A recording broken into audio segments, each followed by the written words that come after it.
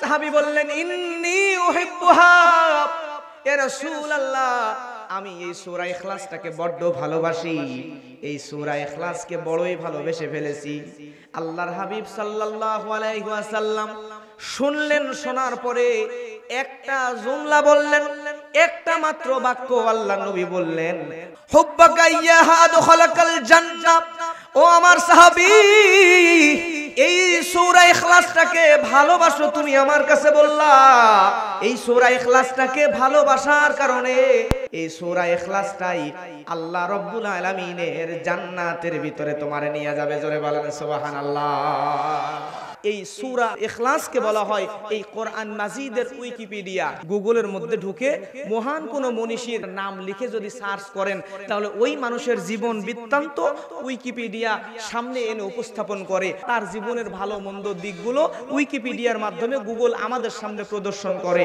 আর কোরআন মাজিদের মধ্যে এমন একটা সূরা আল্লাহ সুবহানাহু ওয়া তাআলা দিয়েছেন, এই সূরাতুল ইখলাস, এটাকে বলা হয় কোরআনের উইকিপিডিয়া। তার মানে আল্লাহ সুবহানাহু ওয়া তাআলার সম্পূর্ণ পরিচয় সংক্ষিপ্ত আকারে এই একটা সূরার মধ্যে আল্লাহ ঢুকিয়ে দিয়েছেন। জোরে বলেন না সুবহানাল্লাহ।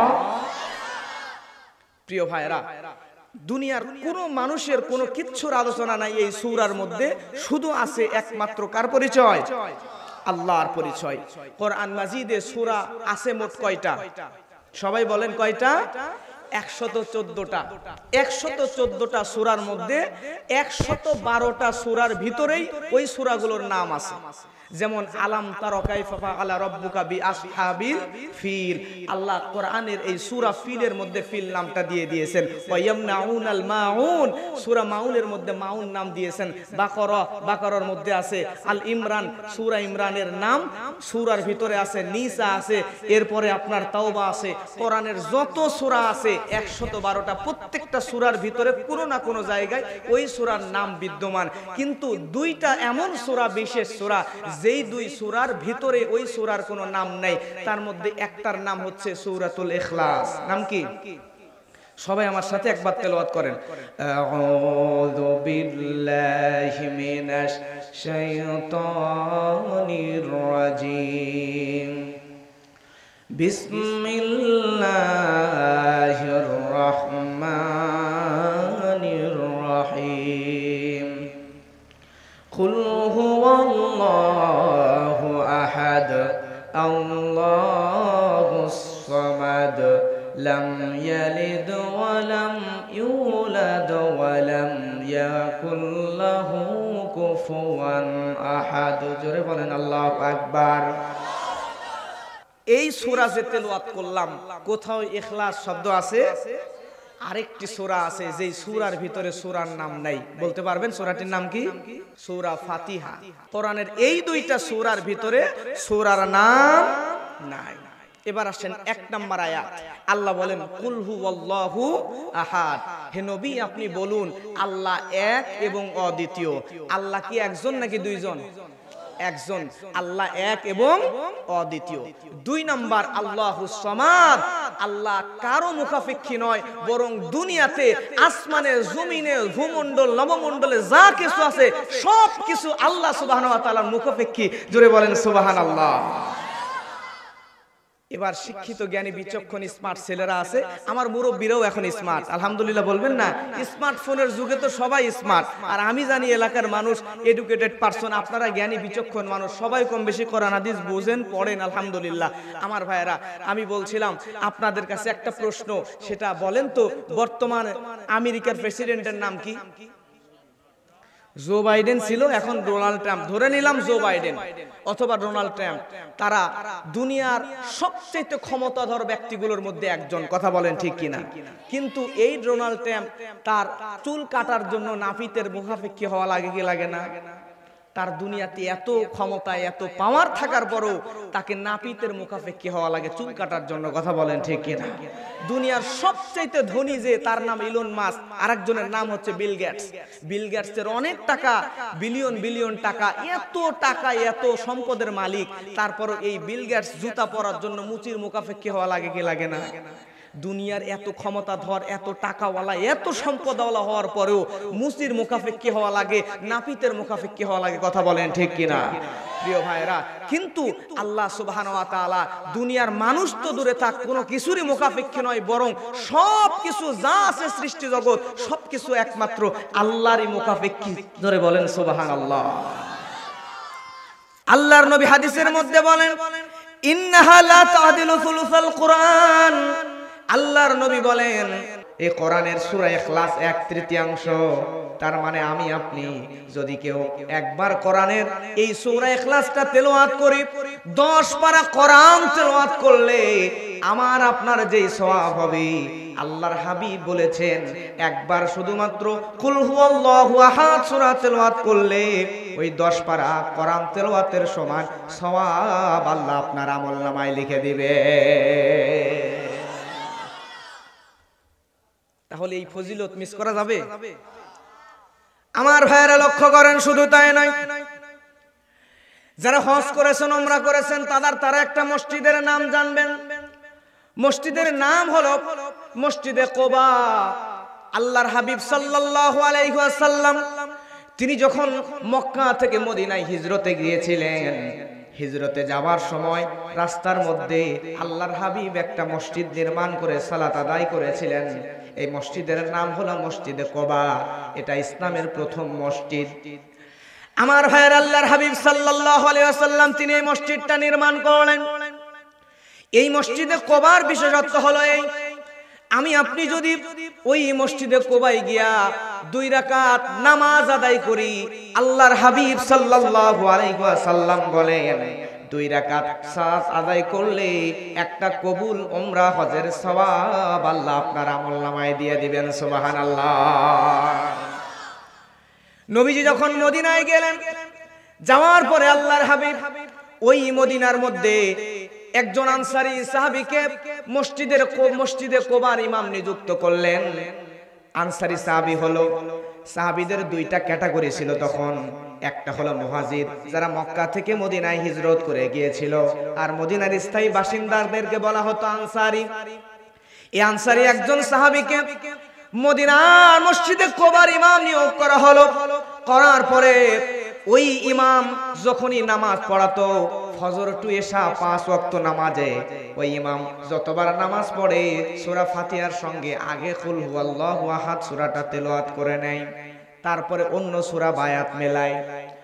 এখন বলেন তো, আমি হুজুরকে যদি আপনি ইমাম বানান, ইমাম হওয়ার পরে 5 ওয়াক্ত নামাজেই যদি ফজরও কুল হুয়াল্লাহু আহাদ, মাগরিবেও কুল হুয়াল্লাহু আহাদ, আবার এশাও কুল হুয়াল্লাহু আহাদ 3 বার যদি এই একই সূরা দিয়া প্রত্যেক রাকাতে নামাজ পড়ায়, তাহলে আমার ইমামতি থাকবে নাকি চলে যাবে? আপনারা বলবেন না যে হুজুর একই সূরা দিয়ে বারবার নামাজ পড়াই, আসলে কি হুজুর কোন সূরা জানে নাকি জানে না? কয়েকদিন পর ইমামতি বাতিল হয়ে যাবে কিনা? কিন্তু ওই সাহাবী অনেক বড় মাপের একজন সাহাবী, আনসারী সাহাবী, তাকে কেউ হঠাৎ করে তো বাদ দেওয়া যায় না, কারণ আমলওয়ালা বান্দা, আমলওয়ালা মানুষও তো খুঁজে পাওয়া যায় না, সব সময় পাওয়া যায় নাকি? আমলওয়ালা মানুষ, তাকে হট করে বাদ দেওয়া যায় না। তারপরও সাহাবীর কাছে গেছে, যাওয়ার পরে বলতেছে যে আপনি তো নবীর সাহাবী, আপনার কাছে একটা অনুরোধ, আপনি যে প্রত্যেক নামাজে এই সূরা ইখলাস পাঠ করেন, আমরা চাই সূরা ইখলাসের জায়গায় মাঝে মধ্যে অন্য কোন সূরা একটু আপনি অ্যাড করে তারপর নামাজ পড়াবেন। সাহাবী তখন বললেন যে আমি তোমাদের ইমাম থাকলেও ভালো, না থাকলেও ভালো, প্রয়োজনে ইমামতি বাদ দিয়ে দিব, তারপর সূরা ইখলাসের তেলাওয়াত বাদ দিব না। জোরে বলেন সুবহানাল্লাহ। আল্লাহর হাবিব একদিন চলে আসলেন মসজিদে কুবায় নামাজ আদায় করার জন্য। আল্লাহ রাসূল সাল্লাল্লাহু আলাইহি ওয়াসাল্লাম মাঝে মধ্যেই এই মসজিদে কুবার মধ্যে আসতেন নামাজ পড়তে। আল্লাহ নবী যখন আসলেন, আসার পরে আল্লাহ নবী সাল্লাল্লাহু আলাইহি ওয়াসাল্লামের কাছে কয়েকজন সাহাবী গেলেন, যাওয়ার পরে সমস্ত ঘটনা খুলে বললেন। বলার পর আল্লাহ রাসূল সাল্লাল্লাহু আলাইহি ওয়াসাল্লাম সমস্ত ঘটনা শোনার পরে ওই আনসারী সাহাবীর কাছে গেলেন। যাওয়ার পরে আনসারী সাহাবীকে ডাক দিয়ে বললেন, ও আমার সাহাবী, মায়ামনাউকা আনকা ফালা মায়ামুরুকা বিহি ইয়া সাহাবু, তোমার সাথীরা তোমার কাছে যে বিষয়টা বলতেছে, এই বিষয়টা মেনে নিতে তোমার কোন জায়গায় অসুবিধা হয়? এই কথা বলার পর আল্লাহর হাবিব সাল্লাল্লাহু আলাইহি ওয়াসাল্লাম আরো বললেন, ওয়া মা ইয়াহমিলুকা আলা লুযুমি হাযিস সূরা ফি কুল্লি রাকা, প্রত্যেক রাকাতে তুমি এই সূরা ইখলাসকে কেন আবশ্যক করে নিয়েছো? প্রত্যেক রাকাতে কেন বাধ্যতামূলক করে নিয়েছো? কারণটা কি? সাহাবী শুধুমাত্র একটা জবাব দিলেন। সাহাবী বললেন, ইন্নী উহিব্বুহা, ইয়া রাসূলুল্লাহ, আমি এই সূরা ইখলাসটাকে বড্ড ভালোবাসি। এই সূরা ইখলাসকে বড়ই ভালোবেসে ফেলেছি।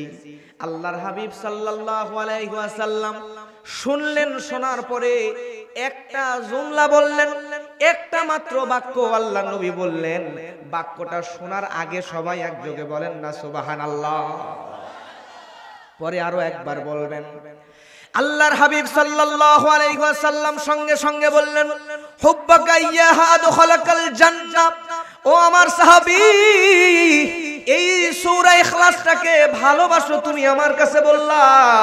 এই সূরা ইখলাসটাকে ভালোবাসার কারণে আল্লাহ রাব্বুল আলামিন এই সূরা ইখলাসটাই আল্লাহ রাব্বুল আলামিনের জান্নাতের ভিতরে তোমারে নিয়ে যাবে। জোরে বলেন সুবহানাল্লাহ।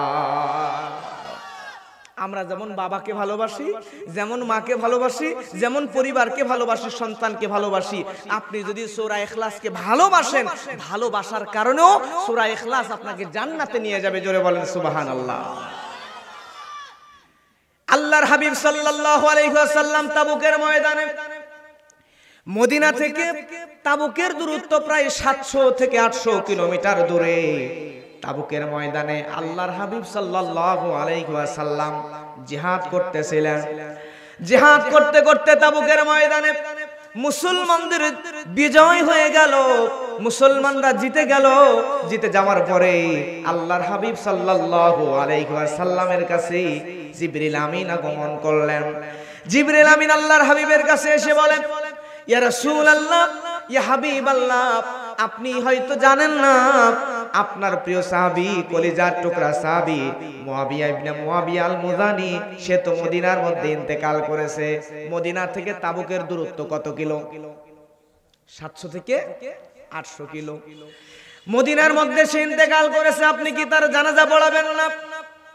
আল্লাহর হাবিব সাল্লাল্লাহু আলাইহি ওয়াসাল্লাম বললেন, ও ফেরেশতা জিবরাইল, আমার সাহাবী মুআবিয়া ইবনে মুআবিয়া আল মুযানি ইন্তেকাল করেছে, ঠিক আছে, কিন্তু তার দূরত্ব তো 700 থেকে 800 কিলোমিটার। কেমনে যে আমরা তার জানাজার নামাজ পড়াবো? জিবরিল আমিন বলে, ইয়া রাসূলুল্লাহ, আপনি আপনার সাহাবীদেরকে রেডি করেন, সাহাবীদেরকে রেডি করে আপনি সামনে দাঁড়ায়া যান, আর আমি জিবরাইল আপনার সাহাবীর লাশটাকে সামনে ভাসায়া ধরবো, সামনে দেখে দেখে আপনারা জানাজার নামাজ পড়াবেন। সুবহানাল্লাহ। গায়বানা জানাজার নামাজের জন্য রেডি করে ফেলা হলো। আল্লাহর হাবিব সাল্লাল্লাহু আলাইহি ওয়াসাল্লাম তখ্ত মরুভূমির বালির উপরে দাঁড়িয়ে গেলেন, সাহাবীরাও পিছনে দাঁড়ায় গেল। আর দাঁড়ানোর পরে আল্লাহর হাবিব লক্ষ্য করে দেখলেন, টনটনে রৌদ্রের মধ্যে হঠাৎ করে চারিদিকে অন্ধকার হয়ে গেল। ঝড় বৃষ্টি আসার আগে যেমন করে মেঘ দিয়ে চারিদিকে ঢেকে যায়, মেঘাচ্ছন্ন আকাশ হয়ে গেল, চারিদিকে অন্ধকার হয়ে গেল, ঝড় নাই, বৃষ্টি নাই। সাহাবীরা অবাক হয়ে গেল। আল্লাহর হাবিবকে জিজ্ঞাসা করলো, ইয়া রাসূলুল্লাহ, ইয়া হাবিবাল্লাহ, বুঝলাম না, ঝড়ও হলো না, বৃষ্টিও হলো না, কিন্তু এই মুআবিয়ার জানাজায় আমরা দাঁড়ালাম, তার জানাজায় দাঁড়ানোর পরে চারিদিকে অন্ধকার কেন হয়ে গেল? মেঘ দিয়ে আকাশ কেন ভর্তি হয়ে গেল? কারণটা কি? আল্লাহর হাবিব বলে, ও আমার সাহাবীরা, আমরা যখন মুআবিয়া ইবনে মুআবিয়া আল মুযানির জানাজায় দাঁড়িয়েছিলাম, এমন সময় আমি নবী লক্ষ্য করে দেখতেছিলাম, আসমানের উপরে তাকায় দেখি একটা দুইটা নয়, হাজার হাজার লক্ষ লক্ষ ফেরেশতা আসমান দিয়া জমিনে মুআবিয়ার জানাজায় উপস্থিত হওয়ার জন্য রেডি হয়ে নেমে আসতেছে। সুবহানাল্লাহ। আল্লাহর হাবিব দেখলেন, জিবরাইল আমিনকে জিজ্ঞাসা করে, ও ভাই জিবরাইল, আমার কোন সাহাবীর জানাজায় তো এমন আকাশ থেকে ফেরেশতা আসে নাই। জিবরাইল মারফত নবী জানলেন, একজন দুইজন নয়, 1,40,000 ফেরেশতা আসমান থেকে নেমে এসেছিল। হযরত জিবরাইল আমিনকে আল্লাহর হাবিব বললেন, রে ভাই জিবরাইল, এই মুআবিয়া ইবনে মুআবিয়া আল মুযানির জানাজায় একটা দুইটা নয়, 1,40,000 ফেরেশতা নেমে আসলো। আর ফেরেশতাদের পাখার কারণে চারিদিকে মেঘের মতো অন্ধকার হয়ে গেল। কারণটা কি তারা জানা যায়, এত ফেরেশতা কেন? জিবরাইল আমিন সঙ্গে সঙ্গে জবাব দিয়ে দিলেন, আল্লাহর হাবিবকে বললেন, ইয়া রাসূলুল্লাহ বিকিরাতি কুল হুয়াল্লাহু আহাদ, জোরে বলেন আল্লাহু আকবার, কায়মান ওয়া মাশিয়ান ওয়া রাকিবান ওয়া কাঈদান। জিবরাইল আমিন বললেন কারণ হলো এই সাহাবী কুল হুয়াল্লাহু আহাদ এই সূরাটি উঠতে বসতে চলতে ফিরতে সব সময় এই সূরাটি তেলাওয়াত করত। এই সূরাটির আমলের কারণে আল্লাহ রাব্বুল আলামিন তাকে এত পছন্দ করে নিয়েছে, তার জানাজার মধ্যে একটা দুইটা নয় 1,40,000 ফেরেশতা জানাজায় শরীক হওয়ার জন্য নাজিল করছেন। সুবহানাল্লাহ। তাহলে আপনি আমরা এই ছোট্ট একটা সূরার আমল করতে পারি কিনা? জোরে বলেন পারি কিনা? ছোট্ট একটা সূরা সকলের মুখস্থ, উঠতে বসতে চলতে ফিরতে সব সময় এই সূরাটি যদি বেশি বেশি তেলাওয়াত করতে পারেন তাহলে হতে পারে আমার আপনার জানাজা তো আল্লাহ ফেরেশতা নাজিল করবেন। কথা বলেন ঠিক কিনা? আমার ভাইরা, এই যে মাহফিল আয়োজন করেছে, এই মাহফিলের আয়োজনের পিছনে একটা কারণ, জোরে বলেন আছে না নাই? একটা কারণ আছে। কারণ লোকগুলো আসবে মাহফিলে, তাফসীর শুনবে, কোরআন হাদিস থেকে কথা শুনে নিজের ব্যক্তিগত জীবনে আমল করে নিজের জীবন পরিশুদ্ধ করে জান্নাতের পথের পথিক হবে। কথা বলেন ঠিক কিনা? আমার ভাইরা, আপনারা যে রাস্তা বানিয়েছেন, রাস্তা বানানোর উদ্দেশ্য ওই রাস্তা দিয়ে মানুষজন চলাফেরা করবে। কথা বলেন ঠিক কিনা? আপনাদের মাদ্রাসা হয়, ওই মাদ্রাসার মধ্যে মানুষরা গিয়ে পড়াশোনা করবে, ইলম অর্জন করবে। মসজিদ বানিয়েছেন, মসজিদে মানুষ সালাত আদায় করবে। প্রত্যেকটা কাজ দুনিয়ার মানুষরা করে কোনো না কোনো কারণে। কথা বলেন ঠিক কিনা?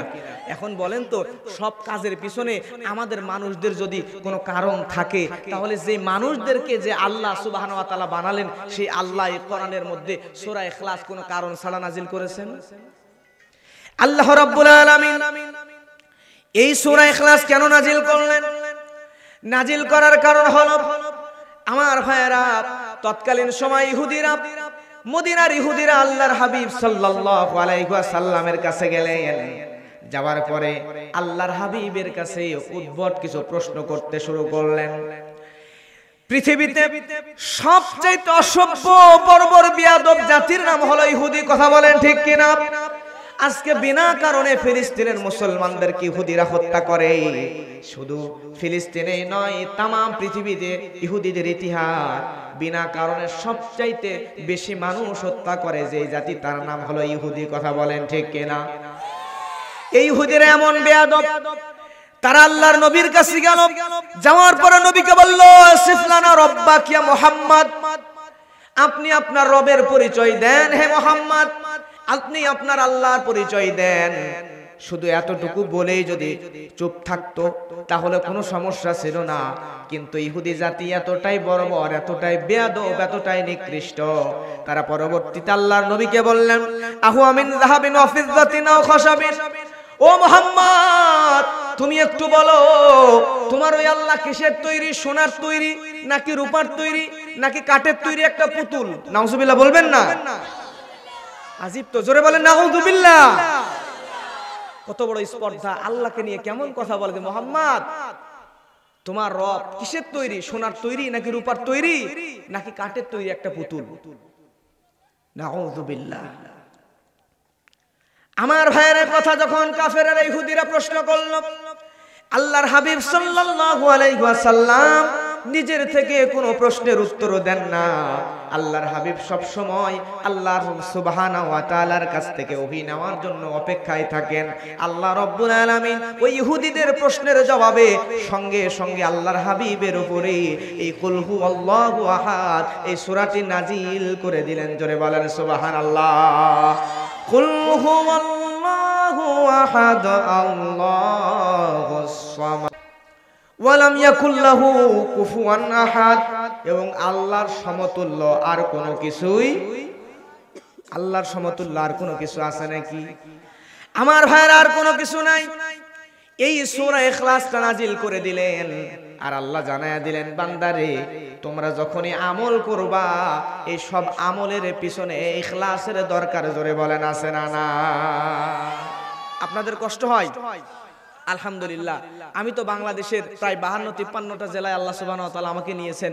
তা আমি এতগুলো জেলায় গেলাম, আজকের শ্রোতাদেরকে দেখি আলহামদুলিল্লাহ আমি নিজে মুগ্ধ হয়ে গেছি। আপনারা জানেন যে বক্তার বক্তব্য শুনে শ্রোতারা ভক্ত হয়ে যায়, কিন্তু আজকে আপনারা যে কোরআন হাদিস, শুধুমাত্র কোরআন থেকে আর হাদিস থেকে আলোচনা শুনে ঘন্টার পর ঘন্টা বসে থাকতে পারেন, আপনাদেরকে না দেখলে আমি বুঝতাম না। স্বভাবতই বক্তার ভক্ত শ্রোতারা হয়, কিন্তু আজকে আমি বক্তা, আপনারা মানে শ্রোতাদেরই ভক্ত হয়ে গেছে। জোরে বলেন আলহামদুলিল্লাহ। প্রিয় ভাইরা, এর জন্য আমি মনে করি কিসসা কাহিনী, বানোয়াট, বাজে গাল গল্প, এগুলো ঘন্টার পর ঘন্টা শুনে কোনো লাভ নাই। আপনি 100 ঘন্টা বাজে বানোয়াট কিসসা কাহিনী শোনার থেকে 1টা ঘন্টা কোরআন এবং হাদিস থেকে যদি আলোচনা শুনেন, এইটাই আপনার জীবনে বেশি ফায়দাজনক হবে। কথা বলেন ঠিক কিনা? এজন্য আমি তো বলি, বর্তমান বাংলাদেশ, আগামীর বাংলাদেশ, কিসসা কাহিনীর দিন শেষ, কোরআন হাদিসের বাংলাদেশ। কথা বলেন ঠিক কিনা?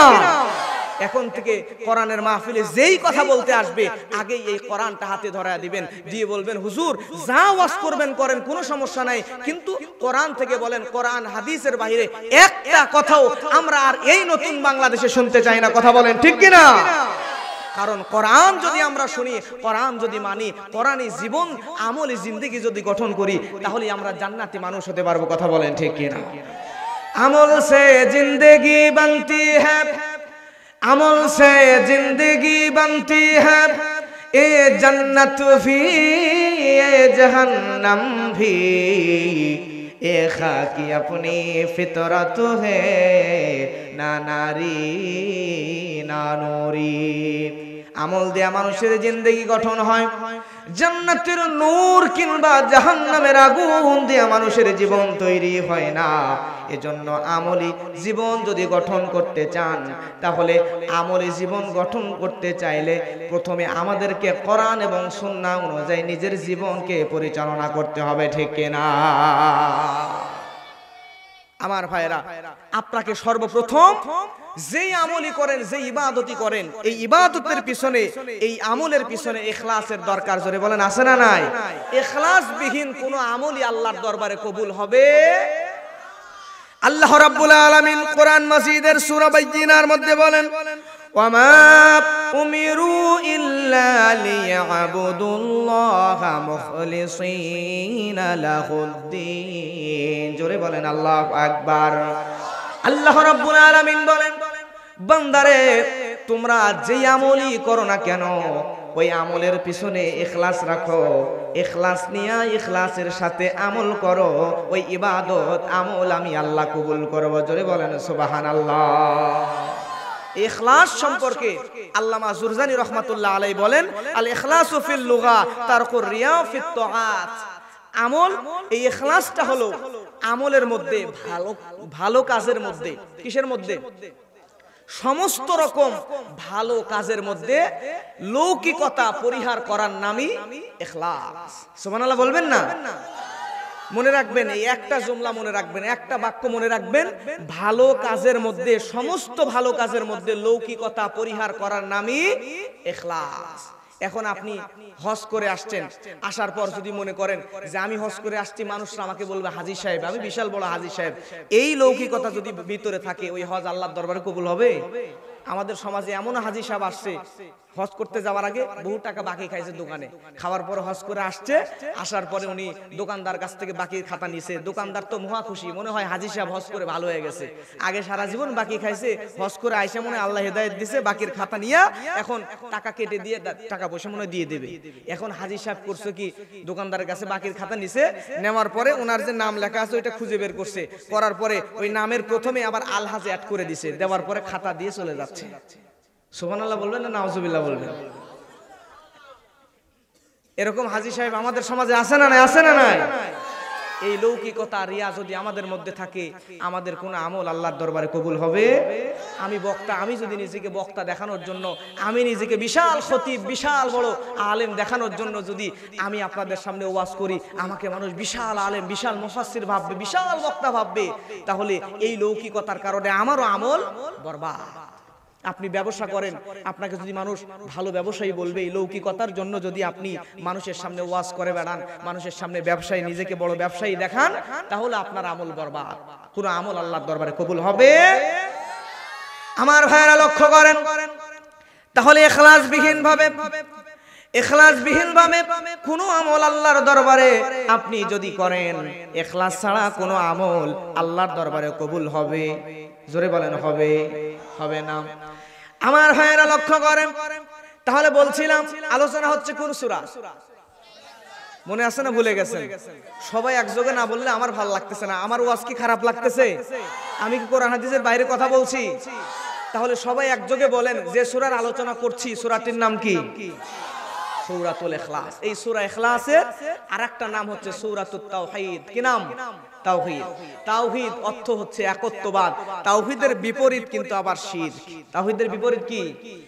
শিরিক যদি করেন, কোন মানুষের মধ্যে যদি শিরকের গুনাহ পাওয়া যায়, ওই মানুষের কোন আমল ইবাদত কি আল্লাহর দরবারে কবুল হবে? কিন্তু আজকে আমাদের সমাজে এমনও মানুষ আছে জেনে না জেনে, বুঝে না বুঝে এমন কিছু গুনাহ করে ফেলতেছে, যেই গুনার কারণে তার ঈমানই ভেঙে যাচ্ছে। এমন মানুষ আমাদের সমাজে আছে না নাই? ওযু করলাম, ওযু করার পরে ওযু ভেঙে গেছে, ওযু ভেঙে যাওয়ার পরে আবার নতুন করে ওযু বানায় নিচ্ছি। নামাজ পড়বো, নামাজের মধ্যে নামাজ নষ্ট হয়ে গেছে, নামাজ ভেঙে গেছে, আবার নামাজ দহরায় নিচ্ছি। রোজা করতে গিয়ে রোজা কোনো কারণে ভেঙে গেছে, ফিদিয়া দিলাম অথবা রোজা কাজা আদায় করে নিলাম। সমস্ত আমল করতে গিয়া ভুল হলে নতুন করে নিচ্ছি। কিন্তু আমাদের সমাজে এমন মানুষও আমরা আছি যাদের নামাজের মতো, রোজার মতো, ওযুর মতো এই ঈমানটাও ভেঙে গেছে। কিন্তু ঈমানকে যে নবায়ন করা লাগবে, নতুন করে ঈমান আনা লাগবে, এই বিষয়ে আমাদের কোনো গুরুত্বই নাই। কথা বলেন ঠিক কিনা?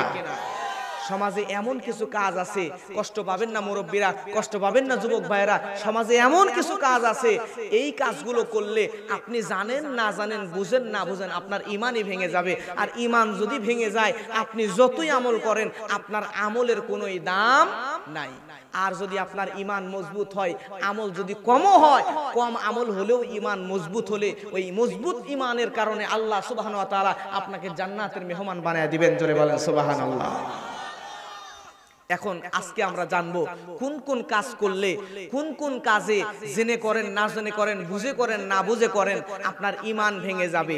আমি তো মনে করি বাংলাদেশের প্রতিটা মসজিদে মসজিদে, প্রত্যেকটা তাফসীর মাহফিল, ওয়াজ মাহফিল, ইসলামী জালসায়, ইসলামী সম্মেলনে সবচাইতে বেশি আলোচনা করার দরকার আমাদের মুসলমানদের ঈমান ভেঙে যায় কেমনে। এই বিষয়ে জানি না, এজন্য আমরা অনেক বড় বড় মানুষ, বিশাল দাড়ি, বিশাল জুব্বা, বিশাল টুপি, কিন্তু আসলে ঈমানই নাই। আর ঈমান না থাকলে সে জান্নাতে যাবে? আমার ভাইয়েরা, এর জন্য ঈমানকে গুরুত্ব দিতে হবে। দুনিয়াতে আমাদের কোনো কিছুই আমাদের সঙ্গে কবরে যাবে না। আপনি মারা গেলেন, মারা যাওয়ার পরে আমার প্রিয় ভাইয়েরা, আপনার দলীয় পদটাকে নিয়ে আপনি কবরে যেতে পারবেন না। আপনার টাকা পয়সা সম্পদ নিয়ে আপনি কবরে যেতে পারবেন না। আপনি দুনিয়ার কোনো কিছুই নিয়ে কবরে যেতে পারবেন না। শুধুমাত্র কবরে আপনার সাথে যে জিনিসটা যাবে তার নাম হলো ঈমান। ধরে বলেন ঠিক কিনা? আমরা যখন বিবাহ করি, বিবাহ করতে গেলে, এই বিবাহ করতে গিয়া আমার প্রিয় ভাইরা, আমরা যখন বিয়ে করব, বিয়ে করতে গেলে বিয়েটা করতে কিন্তু একটা সময় লাগে। কথা বলেন ঠিক কিনা? বিয়ে করতে একটা সময় লাগে। প্রথমে মেয়ে দেখতে হয়, মেয়ে দেখার পরে তারপরে কিছুদিন সময় পার হলে তারপরে ওই মেয়ে সম্পর্কে খোঁজ খবর নিতে হয়। খোঁজ খবর নিলেন, মেয়ে দেখলেন, আরো কিছুদিন সময় পার হয়ে গেল। তারপরে বিয়ের একটা দিন তারিখ নির্ধারণ করা হলো। এই দিন তারিখ নির্ধারণ করার পরে আমার ওই দিনে বিবাহ হবে। কাজী আসবে, হুজুর আসবে, কালেমা পড়াবে, রেজিস্ট্রি করবে। দীর্ঘ একটা সময় নিয়ে তারপরে বিবাহ হলো। কিন্তু আমার ভাইরা, বিবাহ হতে দীর্ঘ একটা সময় লাগলো, তালাক হইতে কিন্তু সময় লাগে না। আপনি আপনার বউয়ের সামনে গিয়া মজা করে বলেন, আর দুষ্টুমি করে বলেন, রাগ করে বলেন, স্বাভাবিকভাবে বলেন, বউরে যদি একবার বলেন বউ তুই তালাক, সাথে সাথে কিন্তু তালাক হয়ে যায়। কথা বলেন ঠিক কিনা? বিবাহ করতে এত সময় লাগে, তালাক দিতে সময় লাগে না। ঠিক তেমন করে আপনি ঈমান আনতে সময় লাগে, কিন্তু ঈমান ভাঙতে আমাদের কিন্তু 1 সেকেন্ডও সময় লাগে না। প্রিয় ভাইয়েরা, কথা বলেন ঠিক কিনা? এজন্য ঈমান কেমনে মজবুত করবেন এ বিষয়ে আমাদের জানার প্রয়োজন আছে না নাই? আমরা তো সাধারণ মানুষ, আমাদের ঈমান ভাঙতেই পারে। আমাদের চাইতে বড় মাপের একজন আল্লাহর নবীর সাহাবী, নাম তার ইবনু খাতান, এই সাহাবী আমাদের মতো সাধারণ কোনো মানুষ নয়। আল্লাহর হাবিবের হাতে হাত রেখে আল্লাহর রাসূলের কাছে কালেমা পড়ে মুসলমান হয়েছিল ইবনে খাতান।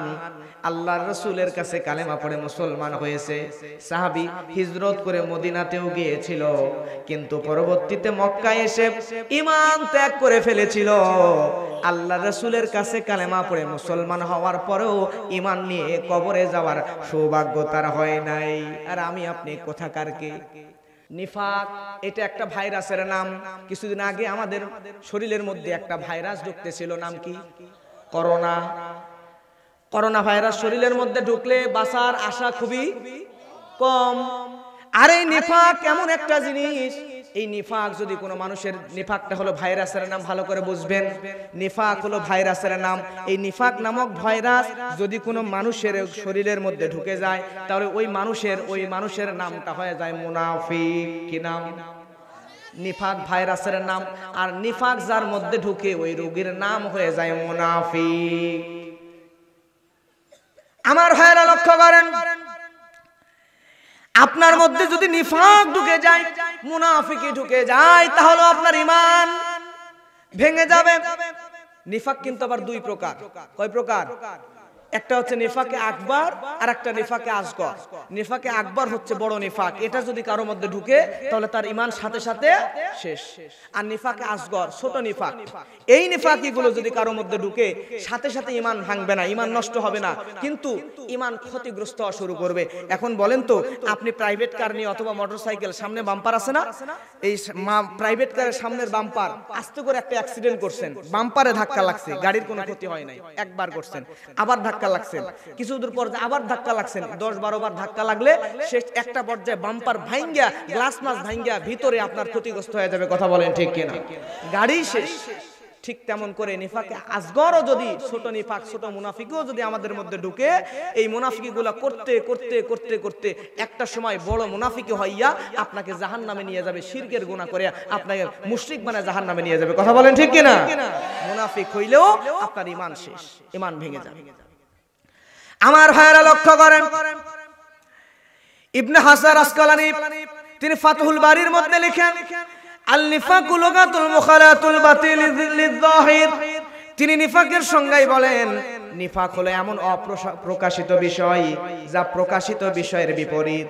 তার মানে হলো, সমাজে এমন কিছু মানুষ আছে, মাথায় টুপি, মুখে আছে দাড়ি, শরীরের মধ্যে জুব্বা, মুখে বলতেছে একটা, কিন্তু তার অন্তরে যা আছে মুখের কথার সাথে মিল নাই, আবার মুখের মধ্যে যা আছে অন্তরের সাথে মিল নাই, এমন লোক আছে না? না। এই সমস্ত মানুষদের জন্য আল্লাহ সূরা নিসার 145 নম্বর আয়াতে বলেন, ইন্নাল মুনাফিকিনা ফিদ-দারকিল আসফালি মিনান নার। এই লোকগুলো মুনাফিক যারা, তারা যাবে জাহান্নামের সর্বনিম্ন স্তরে। তার মানে জাহান্নামটা উদ্বোধন করাই হবে মুনাফিকদের দ্বারা। কথা বলেন ঠিক কিনা? আপনি একটা ইট ছেড়ে দিচ্ছেন, ইটের ভাটায় সর্বনিচে, সবার নিচে যে ইটটা থাকে, এই ইটটা কিন্তু পুড়ে পুড়ে ঝামা হয়ে যায়। এটা দিয়ে ভালো কোনো কাজ হয় না, পা ঘষার কাজ করে। কথা বলেন ঠিক কিনা? যে ইটটা ঝামা হয় সবার নিচে যায়, প্রথমে যে ইটটা ছাড়ে সেই ইটটা সবার নিচে থাকে, তারপরে আস্তে আস্তে আস্তে আস্তে উপরে। এখন যারা সাধারণ গুনাহগার, সাধারণ কবিরা গুনাহ করে জাহান্নামে গেছে, সাধারণ মুশরিক যারা জাহান্নামে গেছে, তারা থাকবে উপরে উপরে উপরে, আর সবার নিচে থাকবে মুসলিম নামধারী। আপনি দেখলে বুঝবেন না, তার দাড়ি ছিল, টুপি ছিল, আদব আখলাক ভালো, নামাজ পড়ছে, সব করছে, কিন্তু তার ভিতরে নিফাকির রোগ ছিল, মুনাফিকি ছিল। সে আল্লাহওয়ালা মানুষ, সবাই জানে, জানাজাতেও লোকের অভাব নেই, কিন্তু মরে গেছে বেটা, মুনাফিক হয়ে মরে গেছে। যাওয়ার কারণে জাহান্নামে শুধু নয়, ইন্নাল মুনাফিকিনা ফিদ-দারকিল আসফালি মিনান নার, জাহান্নামের সর্বনিম্ন স্তরে তাকে ঢুকানো হবে। জোরে বলেন কথা ঠিক কিনা? এজন্য এই মুনাফিকি নামক রোগ থেকে আমাদের বের হয়ে আসার দরকার। জোরে বলেন, আছে না নাই? বিসমিল্লাহ। আমার ভাইরা লক্ষ্য করেন, তাহলে বলছিলাম, আল্লাহ আমাদের মুনাফিকি থেকে হেফাজত করুন। জোরে বলেন আমিন। কারণ যে ব্যক্তি মুনাফিক, সেই ব্যক্তি নামাজ পড়বে, রোজা করবে, হজ করবে, যাকাত দিবে, সব আমল করবে, সব ইবাদত করবে, কিন্তু এই লোকটা যতই নামাজ পড়ুক, রোজা করুক, হজ করুক, যাকাত দিক, কোনো কিছুই তার কাজে আসবে না। এমনকি আল্লাহর নবী আব্দুল্লাহ ইবনে উবাই ইবনে সুলুদ তার জানাজার নামাজ আল্লাহর নবী নিজে পড়ানোর জন্য গিয়েছেন। আল্লাহর নবী যাকে নিজের জুব্বা দিয়ে কবরের মধ্যে ঢুকাইছেন, এই আব্দুল্লাহ ইবনে উবাই মুনাফিক হওয়ার কারণে নবীর সাথে থাকার পরেও জাহান্নামের মধ্যে গেছে। জোরে বলেন কথা ঠিক কিনা? এজন্য আমি হুজুর কেন, বাইতুল মুকাররমের খতিব কেন, ওই কাবার ইমাম, বাইতুল্লাহর ইমাম, মসজিদে নববীর ইমাম, তারও আয়েশা যদি আপনার জানাজা পড়ায় আর আপনার মধ্যে যদি মুনাফিকি থাকে, আল্লাহর নবীর দোয়াও আব্দুল্লাহ ইবনে উবাইয়ের জন্য কাজ হয় নাই। আপনার জন্য দোয়া করলেও, কাবার ইমাম দোয়া করলেও জাহান্নাম ঠেকাইতে পারবে না। কথা বলেন ঠিক কিনা? কিন্তু আমাদের সমাজের কিছু হুজুর আছে, কিছু মৌলবী আছে, যারা আবার জান্নাতের ঠিকাদারি নিয়ে নিছে, মানে জান্নাতের সার্টিফিকেট বিক্রি করে। সুবহানাল্লাহ বলবেন না নাউজুবিল্লাহ বলবেন? আমার ভাইরা লক্ষ্য করেন, এজন্যই মুনাফিকি করা যাবে না। মুনাফিকি যদি করেন তাহলে অবস্থাটা হবে কি? আল্লাহ রাব্বুল আলামিন সূরা তাওবার মধ্যে বলেন, ওয়ালা তুসাল্লি আলা আহাদিম মিনহুম মাতা আবাদান ওয়ালা তাকুম আলা কবরিহি ইন্নাহুম কাফারু বিল্লাহি ওয়া রাসূলিহি ওয়া মাতু ওয়া হুম ফাসিকুন। আল্লাহ রাব্বুল আলামিন কোরআনের আয়াত দিয়ে কড়া ভাষায় বলে দিলেন, নবীকে বললেন, নবী হে, যদি কোনো মুনাফিক মারা যায় তাহলে তার জানাজাও আপনি যাইবেন না। কে বলছেন? মুনাফিকের জানাজাও যাবেন না। এমনকি যদি জানতে পারেন সেই ব্যক্তি মুনাফিক মারা গেছে, ওই ব্যক্তির জন্য দোয়াও করবেন না। এবং মুনাফিকের যেই জায়গায় কবর দিবে ওই কবরের পাশেও যাইতে আল্লাহ কড়া ভাষায় নিষেধ করেছেন। জোরে বলেন আল্লাহু আকবার। তাহলে এই মুনাফিকি করা যাবে যাবে না? এরপরে আমার ভাইয়েরা লক্ষ্য করেন, এক নাম্বার মুনাফিকি, নিফাকে আকবার, বড় নিফাক, যেই মুনাফিকি করলে ঈমান ভেঙে যায়। এক নাম্বার হলো দ্বিমুখী নীতি অবলম্বন করা। আমার কাছে ভালো মানুষদের কাছে আসে, মুমিনদের কাছে এসে বলে, এই মাহফিলে আসে, এই মাহফিলে এসে বলে আমি আপনাদের সাথে আছি ভাইরা আমার, মাহফিলের জন্য 10,000 দিয়ে দিলাম, এই মাহফিল চলুক। আবার পাশে গানের কনসার্টে ওই জায়গায় যায় বলে এই এলাকায় গান চলবে, গান চলবে, গানের জন্য 10,000 দিয়ে দিলাম। আছে না? না। আমার ভাইরা, আল্লাহ রাব্বুল আলামিন কোরআনে তাদের সম্পর্কে বলছেন, এই ব্যক্তিরা মসজিদেও যায়, মন্দিরেও যায়। আবার এই ব্যক্তিরাই বলে ধর্ম যার যার, উৎসব সবার। নাউজুবিল্লাহ বলবেন না সুবহানাল্লাহ বলবেন?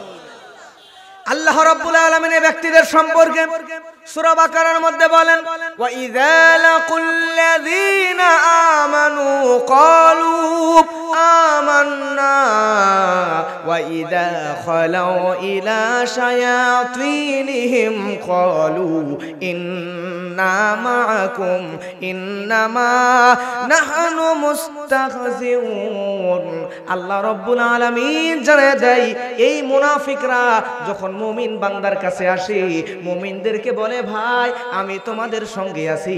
আবার যখন শয়তানদের গানের আসরে, যাত্রাপালায়, ভ্যারাইটি, ঝুলন্ত নাচের গানের মহিলাদের কাছে যায়, ওই জায়গায় যায় বলে আমি তো মুমিনদের সাথে নাই, তোমাদের সাথে আছি, বরং মুমিনদের মাহফিলে গিয়েছিলাম, এটা তাদের সঙ্গে আমি ঠাট্টা করেছি। জোরে বলেন নাউজুবিল্লাহ।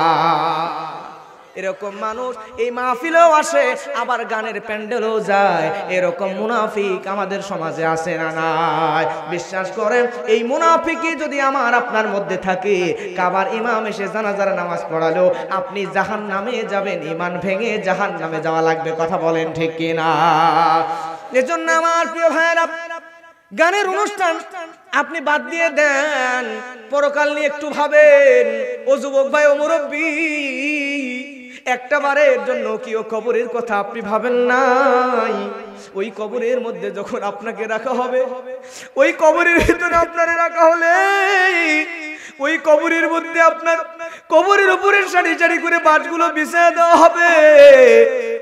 আমার ভাইরা, ওই কবরের উপরে যে বাঁশগুলো বিছায়া দিবে, কবরের ভিতরে আপনার লাশ পচে যাবে, কবরের উপরে বাঁশ পচার আগে আপনার লাশ পচে যাবে, ঠিক কিনা? তাহলে কবরের বাঁশ পচার আগে আপনার লাশ পচে যাবে। কিসের অহংকার, কিসের দুনিয়া নিয়ে পাগল হয়ে আছেন? এই 2 দিনের দুনিয়ায় পাগল। যুবক ভাই, একবারও কি কোরআনের কথা, পরকালের কথা, জান্নাতের কথা, জাহান্নামের কথা অন্তরে আসে না? তুমি আজকে চেহারার মধ্যে ফেয়ার এন্ড লাভলি দাও, চুলের মধ্যে দামি দামি জেলগুলো দিয়ে দাও, তোমাকে যখন কবরের মধ্যে রাখা হবে, ওই কবরের মধ্যে তোমার লাশটা 8 ঘন্টা না যাইতে এই লাশটা পচা শুরু হয়ে যাবে।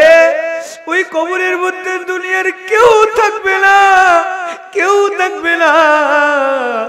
ওই কবরের মধ্যে তোমার পেটটা, যে শরীরের মধ্যে অলিভ অয়েল মাখছো, বিভিন্ন রকমের দামি দামি তেলগুলো দিয়েছো, তুমি ওই শরীরকে এত যত্ন করছো, ওজুর পানি গায়ে লাগাও নাই, কিন্তু তুমি যখন মারা যাবা, ওই কবরের মধ্যে তোমার পেটটা ফুটবলের মতো ফুলতে থাকবে। বলতে বলতে যুবক ভাই, তোমার পেটটা বোমার মতো ঠাস করে ফেটে যাবে। ওই কবরের মাটি ডান দিক থেকে চাপা দিবে, কবরের মাটি বাম দিক থেকেও চাপা দিবে। ওই কবরের মাটি চাপা দিয়া তোমার অবস্থাটা কি হবে, চিৎকার দিবা, দুনিয়ার কেউ সেদিন শুনতে পাইবে না। যেই যুবক বন্ধু তোমার গানের অনুষ্ঠানে নিছে, যেই যুবক তোমার নামাজ পড়তে দেয় নাই, যেই যুবক তোমার মোবাইলে আসক্ত করছে রে যুবক ভাই, ওই যুবক কবরের মধ্যে কোনো কাজে আসবে না, কবরের মধ্যে কোনো কাজে আসবে না। কবরের মধ্যে তুমি একা, মুরব্বী আপনার সন্তান আপনার কোনো কাজে আসবে না। বাড়ি করলেন, গাড়ি করলেন, জমি করলেন, 10 তলা বিল্ডিং করছেন, এত কিছু করলেন, কার জন্য করলেন? কবরে যাওয়ার পরে স্ত্রী আপনারে ভুলে যাবে, সন্তান আপনারে ভুলে যাবে, দুনিয়ার কেউ আপনারে মনে রাখবে না। ওই কবরের মধ্যে লাশটা রেখে আপনার পরিবারও চলে যাবে। কবরের মধ্যে অন্ধকারের মধ্যে আপনার বড়ই ভয় লাগবে, চিৎকার দেবেন, দুনিয়ার সব প্রাণীরা শুনতে পাইলেও আপনার সন্তান, স্ত্রী, যাদের জন্য হারাম উপার্জন করে বাড়ি করলেন, গাড়ি করলেন, কেউ কিন্তু আপনার আওয়াজ শুনতে পাবে না। এই জন্য আজকে আমাদেরকে ফিরে আসা লাগবে, ওই জাহান্নামের পথ আমাদেরকে ছেড়ে দেওয়া লাগবে। জাহান্নামের পথ যদি ছেড়ে না দিতে পারি, তাহলে আমাদের ওই কবরের মধ্যে কি অবস্থা হবে, ওই কবরের মধ্যে কি অবস্থা হবে, একটা বারের জন্য আমাদের ভাবা উচিত। ও যুবক ভাই, ও মুরব্বী, এই জন্য 2 দিনের দুনিয়ার পিছে পাগল হইয়েন না। আসেন, আসেন, কোরআনের দিকে ফিরে আসেন। আল্লাহ আমাদেরকে জান্নাতি মানুষ হিসেবে কবুল করে নিক। জোরে বলেন না আল্লাহুম্মা আমিন। মুনাফিকি থেকে, নেফাকি থেকে, কুফরি থেকে, মুশরিক হওয়া থেকে আল্লাহ আমাদেরকে হেফাজত করুন। জোরে বলেন আমিন। 2 নম্বরে আমার ভাইয়েরা, মুনাফিক হলো তারা যা আল্লাহর বিধানের বিরুদ্ধাচরণ করে। আপনি যদি আল্লাহর বিধান কোরআনের মধ্যে আল্লাহ দিয়েছেন, চুরি করলে হাত কেটে দেওয়া লাগবে, এই বিধানের বিরুদ্ধাচরণ যদি আপনি করেন, তাহলে কিন্তু আপনাকে জাহান্নামে যাওয়া লাগবে, আপনি মুনাফিক হয়ে গেলেন। সমাজের মধ্যে এমন মানুষ আছে, যেই মানুষ বলে চুরি করছে সামান্য ব্যাপার, কোরআনের মধ্যে আইন দিয়ে ভুল করছে, কেন চুরি করলে হাত কেটে দেওয়া লাগবে, এমন কথা বলার মানুষ সমাজের মধ্যে আছে না নাই? কিছু মানুষ আছে দেখবেন চেয়ারের লোভে, ক্ষমতার লোভে সবার সমাবেশে এসে আমাদেরকে বলে আমরা কোরআনের পক্ষে আছি, কোরআনের পক্ষে কথা বলে যাই, কিন্তু চেয়ারের লোভে আবার ইউরোপ আমেরিকার বানানো সংবিধানের পিছনে দৌড়ায় এবং কোরআনের আইনগুলো বাতিল করে তাদের আইন সংবিধানের মধ্যে বসানোর জন্য মিছিল মিটিং করে, সংগ্রাম করে। এরকম মুসলমান আমাদের সমাজে, জোরে বলেন আছে না নাই? আল্লাহ রাব্বুল আলামিন তাদের সম্পর্কে বলেন, ألم تر إلى الذين أوتوا نصيبا من الكتاب يؤمنون بالجبت والطاغوت ويقولون للذين كفروا هؤلاء أهدى من الذين آمنوا سبيلا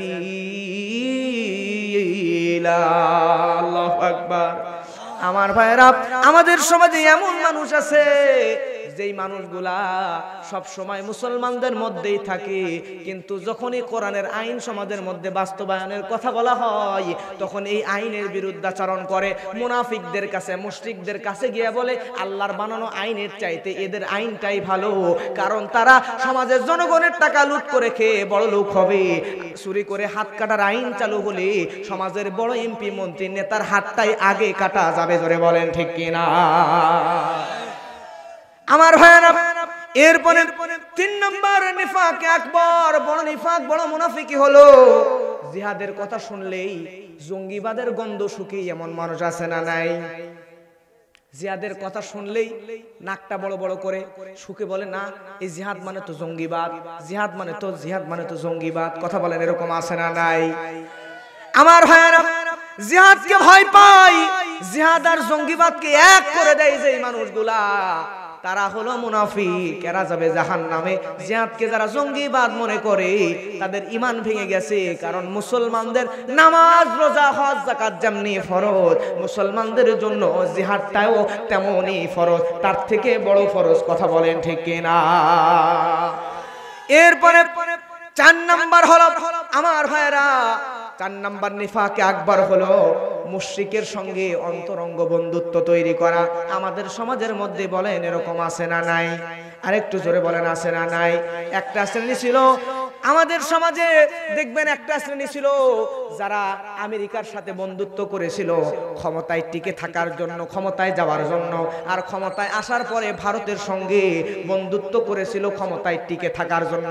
এরকম আমাদের সমাজে জোরে বলেন ছিল না? ছিল না?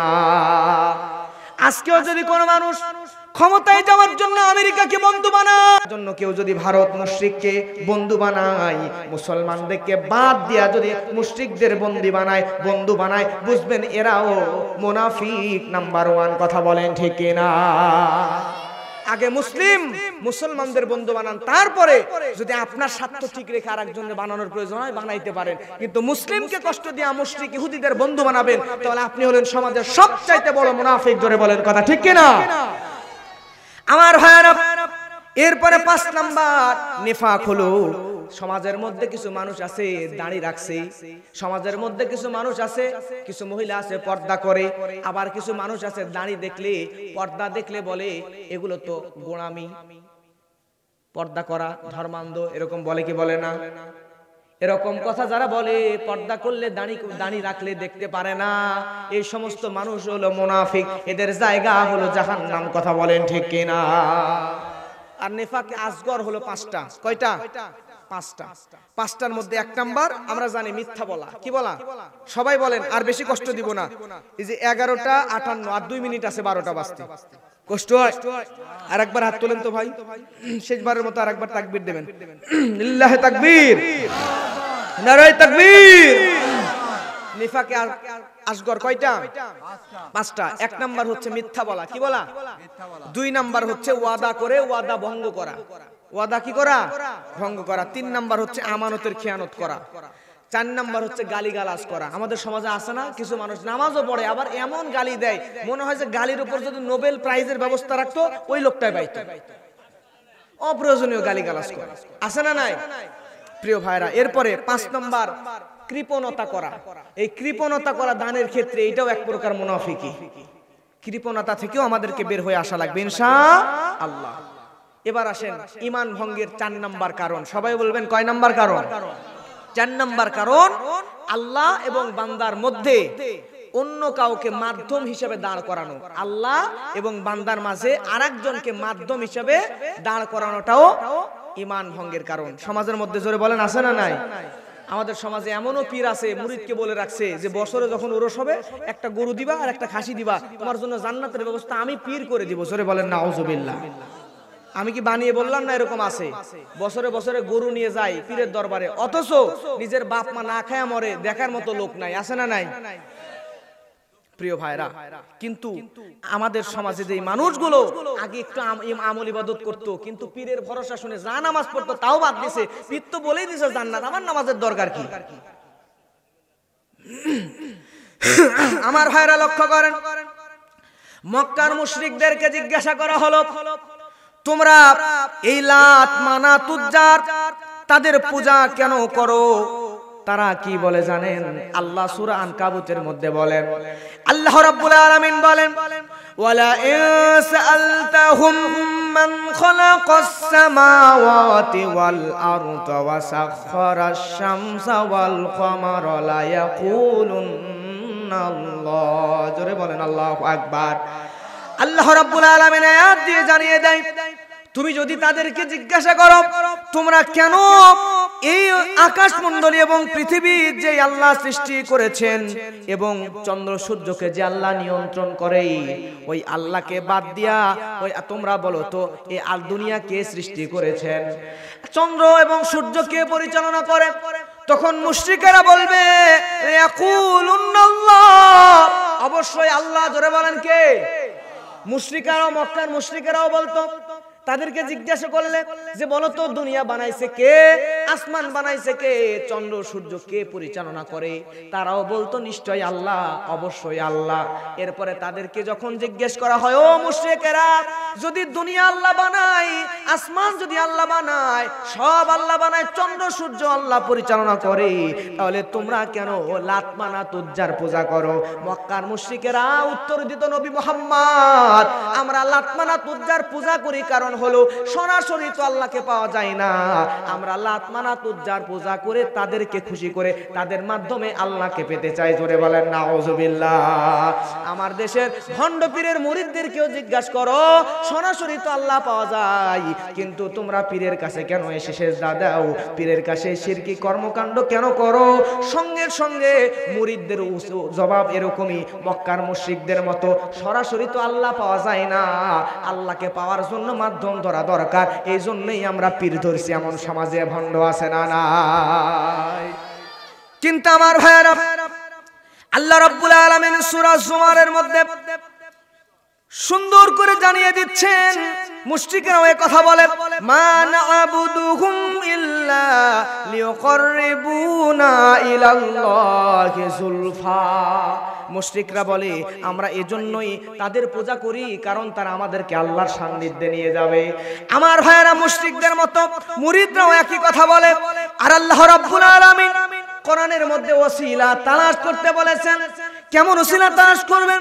আল্লাহ রাব্বুল আলামিন কোরআনের মধ্যে বলেন, ইয়া আইয়ুহাল্লাযীনা আমানুত্তাকুল্লাহা ওয়াবতাগু ইলাইহিল ওয়াসিলা। জোরে বলেন আল্লাহু আকবার।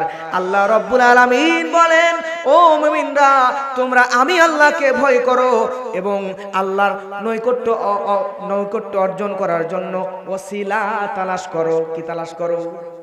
মুরিদরা, পীরেরা মুরিদদেরকে বোঝায় এই ওসিলা হলো আমি পীর। কে? আমি পীর। কিন্তু আল্লাহ এই ওসিলা দ্বারা পীরকে বোঝায় নাই। শিক্ষিত আর মূর্খ, জাহেল আর আলেম, দুইজনের জন্য দুই রকম তাফসির। জাহেলরা যায় পীরের তাফসির নিতে, আর শিক্ষিতরা যায় আল্লাহওয়ালা বুজুর্গণে কেরামদের তাফসির নিতে। শিক্ষিতদের তাফসিরের মধ্যে খুলে দেখেন, এই ওসিলা বলতে পীর বুঝাই নাই, এই ওসিলা বলতে আল্লাহ বুঝাইছেন বান্দা আমলের মাধ্যমে আমি আল্লাহকে পাওয়া যায়। জোরে বলেন সুবহানাল্লাহ। ওসিলা হচ্ছে পীর না, ওসিলা আমল। ওসিলা কি? আমল করবেন, আমলের মাধ্যমে আল্লাহকে পাবেন। কোন পীরের মাধ্যমে আল্লাহকে পাওয়া যাবে? পীরের কাছে যাবেন শিখার জন্য, শিখবেন, বুঝবেন, তার মতো করে। রাসূলকে তো দেখি নাই, বুঝি নাই, আল্লাহ ওয়ালাদের সহবতে গিয়ে তাদের মাধ্যমে আপনি দিন শিখতে পারেন, কিন্তু তার মাধ্যমে জান্নাতে যাওয়ার আশা করা যাবে? আমার ভাইয়েরা লক্ষ্য করেন, আমাদের সমাজের মধ্যে এরকম মানুষ বহু খুঁজে পাওয়া যায়, এরকম মানুষ বহু খুঁজে পাওয়া যায়। সোনা চোর আমাদের সমাজে কম না বেশি? সোনাটাকে আমরা মসজিদে যাওয়ার সময় দামি জুতা হলে মসজিদের ভিতরে নিয়ে যাই, আবার সোনাকে দামি একটা বক্সের মধ্যে দিয়ে সেটা আর একটা বাক্সে দিয়ে সেটা আর একটা আলমারির মধ্যে তালা দিয়ে রাখি। কারণ সোনা দামি জিনিস চুরি হয়ে যেতে পারে, জুতা দামি হলে চুরি হয়ে যেতে পারে। এই জন্য আমরা সোনা এত যত্ন করে রাখি। কিন্তু আমি মনে করি আমাদের সমাজের মধ্যে এই স্বর্ণ চুরের চাইতে ঈমান চুরের সংখ্যা অনেক বেশি। কথা বলেন ঠিক কিনা? কিন্তু ঈমানটাকে আমরা যত্ন করে রাখতে পারি না প্রিয় ভাইরা। এরপরে 5 নম্বর ঈমান ভঙ্গের কারণ, কোরআন এবং হাদিসে স্পষ্ট যাদেরকে কাফের ঘোষণা দেওয়া হয়েছে তাদেরকে যদি আপনি জান্নাতি মনে করেন তাহলে আপনার ঈমান ভেঙে যাবে। আমার কথা কি বোঝা যায়? এরপরে 6 নাম্বার, রাসূল সাল্লাল্লাহু আলাইহি ওয়াসাল্লাম ব্যতীত অন্য কোন মত, অন্য কোন আদর্শকে রাসূলের আদর্শের চাইতেও শ্রেষ্ঠ মনে করা, এটা যদি করেন তাহলে আপনার ঈমান ভেঙে যাবে। আল্লাহু আকবার বলেন। আল্লাহ তো বলছেন লাকাদ কানা লাকুম ফি রাসূলিল্লাহি উসওয়াতুন হাসানা। আল্লাহ তো উত্তম আদর্শ দিয়েছেন আল্লাহর হাবিবের ভিতরে। সুবহানাল্লাহ বলবেন না? আপনি কিসের আদর্শ চান? আমি বক্তা হিসেবে যদি, আমি খতিব হিসেবে যদি একজন আদর্শ খতিব হতে চাই তাহলে মসজিদে নববীর রাসূল সাল্লাল্লাহু আলাইহি ওয়াসাল্লাম যেভাবে খুতবা দিয়েছেন ওই খতিবের আদর্শকে আমি আমার মধ্যে নিতে পারি।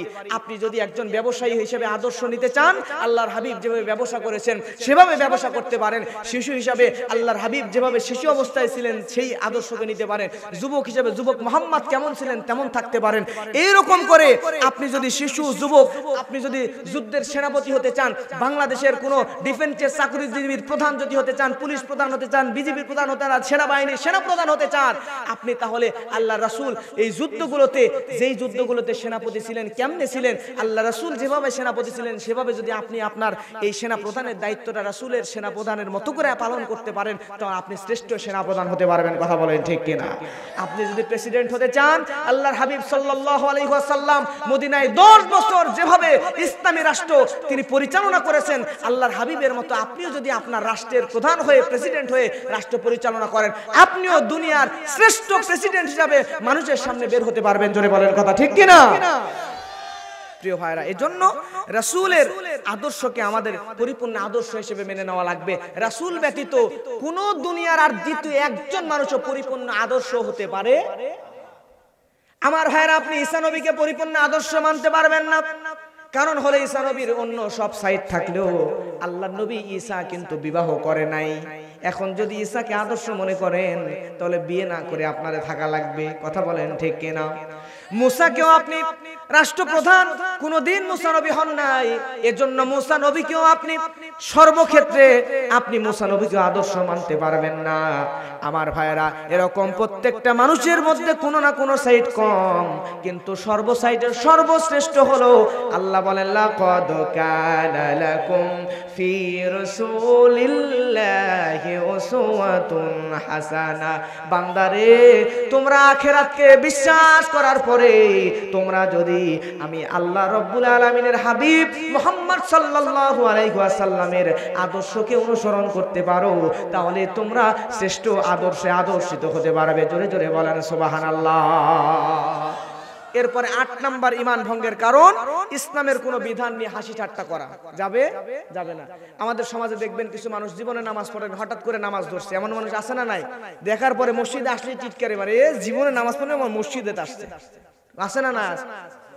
আপনি যদি এরকম করে একটু টিটকারি মারেন আপনার ঈমান শেষ।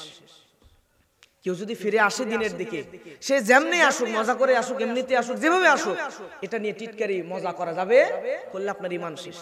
আমাদের সমাজে নারীরা দেখবেন, যুবকরা দাড়ি রাখলে, বিয়ের আগে যুবকরা দাড়ি রাখতে চায় না। দুই একজনের জিজ্ঞাসা করছে কেন রাখো না?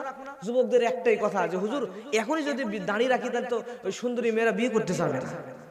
এরকম আছে না নাই?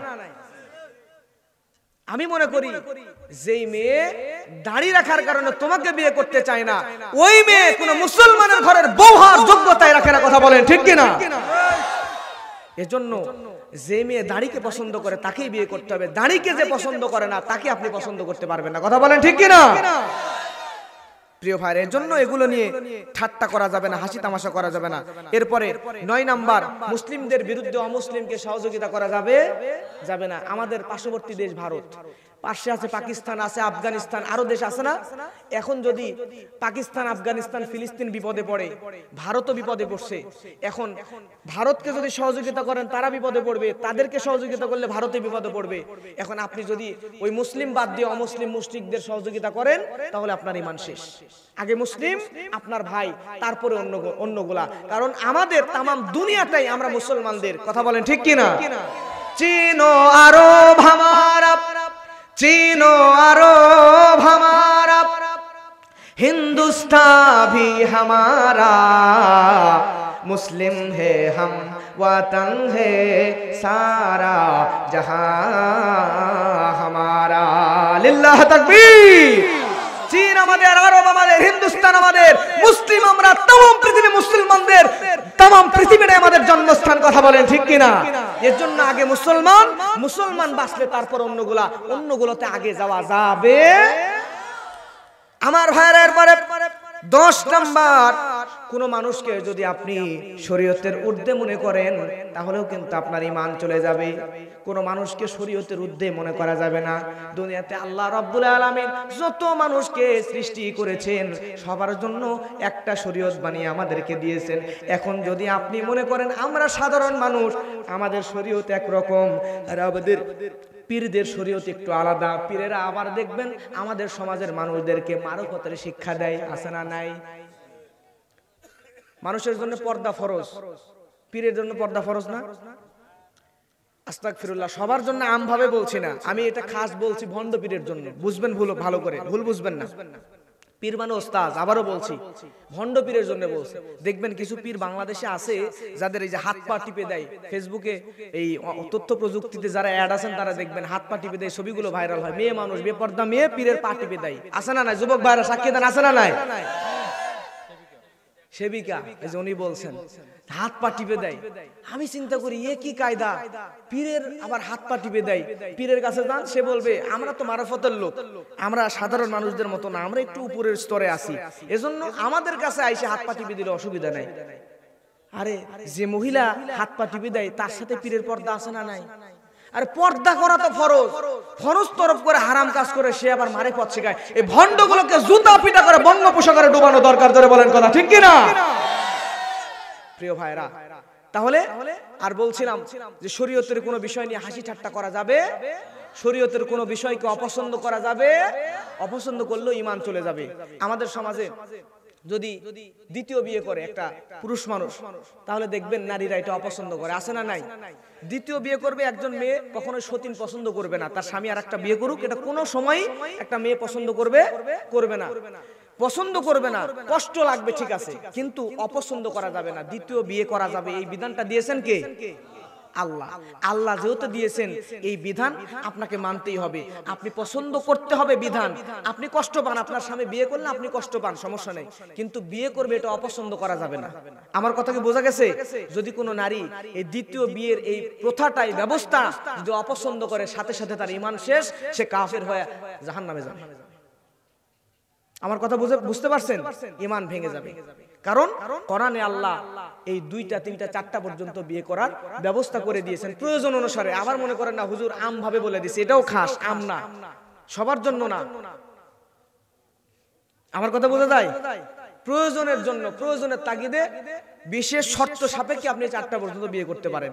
আপনি একটা বিয়ে করবেন, করার পরে বউরে রাখবেন গ্রামে, খাবার দাবার দিবেন না ভাঙা বেড়ার ঘরে, আর আরেকটা বিয়ে করে সুন্দরীটারে দ্বিতীয় বউরে শহরে নিয়ে যা 10,000 টাকার আমার ফ্ল্যাট ভাড়া, বাসা ভাড়া নিয়ে রাখবেন। আপনার তো বিয়ে করা একদম অনুচিত। 2টাকে সমান ভাবে দেখতে হবে। এগুলো আরো বিভিন্ন আলোচনা, এত আলোচনা আজকে আমি বলেছিলাম 12টা পর্যন্ত আলোচনা করব, মোটামুটি 12:15 বেজে গেছে।